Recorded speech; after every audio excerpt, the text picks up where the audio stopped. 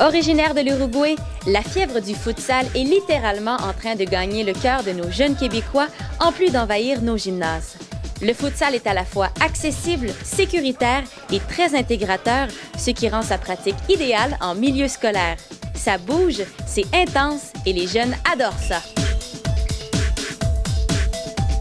Rosalie, toi, tu fais partie de la concentration futsal à l'École du Parc. Qu'est-ce que tu aimes du futsal? J'aime ça parce que c'est plus technique comparé au soccer. Parce qu'au soccer, des fois, le ballon il peut aller dans les airs. Mais là, c'est vraiment par terre parce que le ballon, il rebondit pas.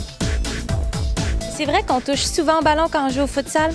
Oui, souvent parce qu'on joue dans un gymnase quand on joue au futsal. Puis le ballon, il est toujours à terre. Et quand tu as su que ton école allait avoir une concentration futsal, comment tu as réagi? Bien, j'étais contente parce que j'aime ça, les sports d'équipe. Puis je sentais que j'allais m'amuser. Thierry, qu'est-ce qui te fait triper du futsal, toi? Ben moi, ce qui me fait triper, c'est que c'est un jeu de technique. Ça bouge beaucoup sur le terrain. Moi, j'aime beaucoup bouger. Le futsal que j'aime, c'est qu'on peut jouer à plusieurs positions, comme attaquant, défenseur et goaleuse. Quand on pratique le futsal, on devient bon autant à l'attaque qu'à la défensive, c'est ça? Oui. On assiste à une croissance fulgurante de la pratique du futsal dans les écoles québécoises, d'où l'importance d'insister sur l'aspect sécuritaire de ce sport très intense. Comme entraîneur ou encore comme enseignant, qu'est-ce qu'on doit observer quand on rentre dans le gymnase?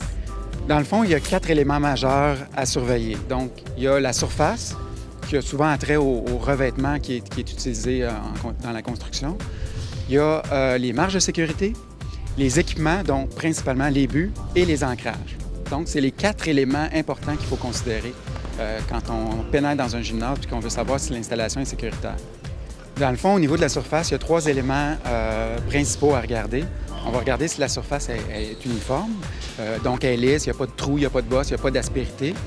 On va essayer de regarder aussi si la surface est abrasive. Donc, si un joueur qui tombe, est-ce qu'il peut s'ouvrir un genou? Est-ce qu'il peut s'écorcher? Est-ce qu'il peut... par exemple, le béton ou le ciment, c'est une surface qui est à déconseiller parce que c'est très abrasif. Donc, on va aller plus vers le bois à ce moment-là. Et le bois nous procure le 3e élément qui est très important, donc l'absorption des chocs. Des surfaces comme celle qu'on a ici aujourd'hui, c'est une surface de béton, mais qui est quand même recouverte d'un revêtement synthétique, qui donne une certaine absorption de choc, mais on s'entend que c'est pas la même qualité qu'un parquet de bois. Au niveau des marges de jeu maintenant, parce qu'on le sait, il ne faut pas que le terrain soit trop proche des murs pour éviter les accidents. Pas trop proche des murs et pas trop proche des équipements non plus, comme les bancs, par exemple. Et ça, c'est peut-être quelque chose que je vois le plus régulièrement quand je me promène dans les gymnases. Donc, on demande qu'il y ait un minimum de 1 mètre de chaque côté du terrain de dégagement, donc libre de tout obstacle. Et derrière les buts, on parle de 2 mètres. Donc, 1 mètre sur les côtés, 2 mètres à l'arrière. De cette façon-là, les joueurs peuvent sortir du terrain sans avoir une crainte ou sans avoir peur de se blesser. Et on dit aussi que le futsal, ce qui est le fun, c'est qu'on peut le pratiquer avec les fameux buts de handball. Donc, on n'a pas besoin d'acheter de buts additionnels, donc des coûts moindres pour les écoles. Tu parlais de but de handball. Le but de futsal est beaucoup plus costaud et beaucoup plus solide.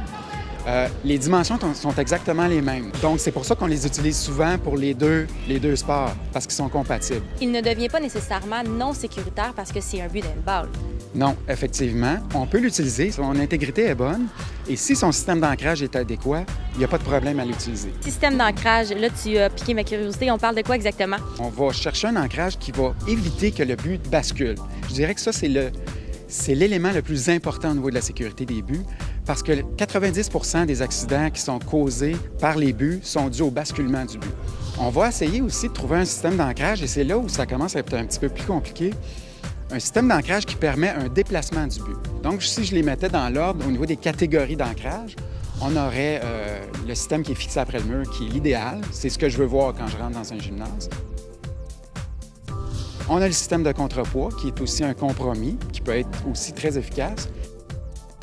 Et finalement, on a un système d'ancrage qui est permanent, soit avec des vrilles ou des vis. Il y a une chose à ne pas oublier, c'est qu'on doit avoir, oui, un équipement sécuritaire, mais l'intervenant dans son gymnase a une très grande responsabilité sur l'aspect sécurité de ces jeunes.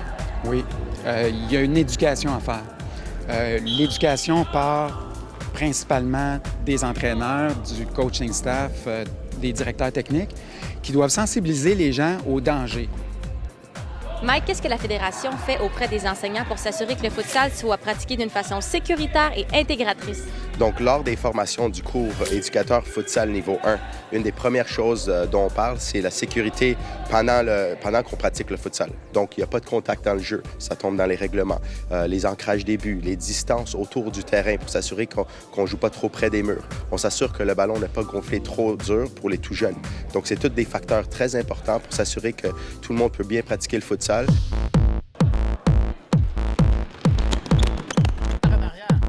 Dr Hébert, quelles sont les blessures les plus fréquentes au futsal? Pas mal les blessures les plus fréquentes au futsal vont être les mêmes qu'au soccer à 11. Les plus fréquentes, certainement, les contusions musculaires, donc ce qu'on appelle habituellement les Charlie Horse, donc un coup directement sur les muscles, des jambes, des cuisses.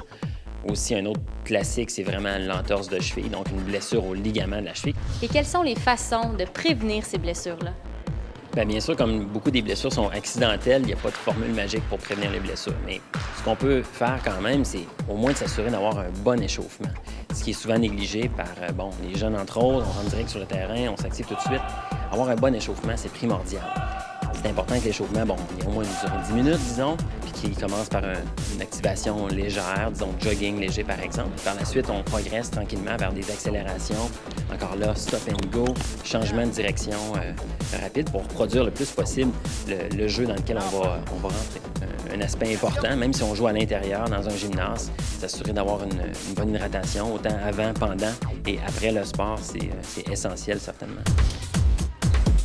La pratique du futsal contribue au développement des joueurs de soccer et les aide à devenir de meilleurs techniciens du ballon rond. Eldar, les jeunes joueurs de soccer québécois n'ont pas grandi dans cette culture du futsal-là. Pourquoi c'est si important, du moins avantageux, les initier en milieu scolaire?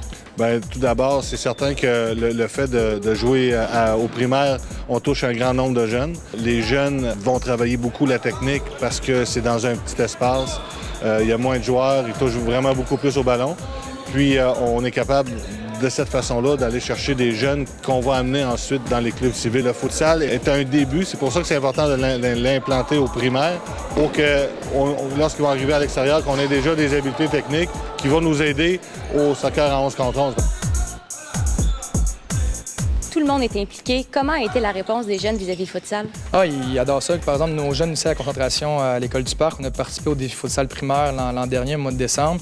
Ils m'en parlent encore. Là. Ils ont du fun, les jeunes ont trippé, les jeunes sont impliqués, ils touchent beaucoup au ballon, c'est ça qu'ils aiment de ce sport-là, puis ils marquent des buts. On sait que c'est important pour eux. Là. Les parents aiment ça aussi, c'est une belle ambiance. Quand on fait les tournois, une ambiance plus festive. Donc c'est ça que les gens aiment de ce sport-là. Si on résumait le futsal en 3 mots, je dirais sécuritaire, plaisir, intégrateur, ça serait pas mal ça? Intégrateur surtout. Nous, on le vit ici à l'École du Parc. On est un milieu assez défavorisé, donc nous, c'est un sport qui est accessible à tout le monde, qui est peu dispendieux pour ces jeunes-là. Donc c'est vraiment intégrateur, autant un jeune qui a moins de moyens versus une famille qui a plus de moyens. Donc c'est vraiment intégrateur, les jeunes vont avoir du plaisir.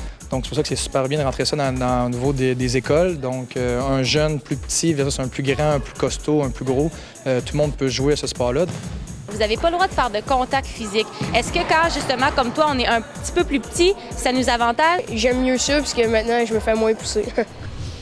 La grande particularité du futsal, c'est que tout le monde peut y jouer sans exception.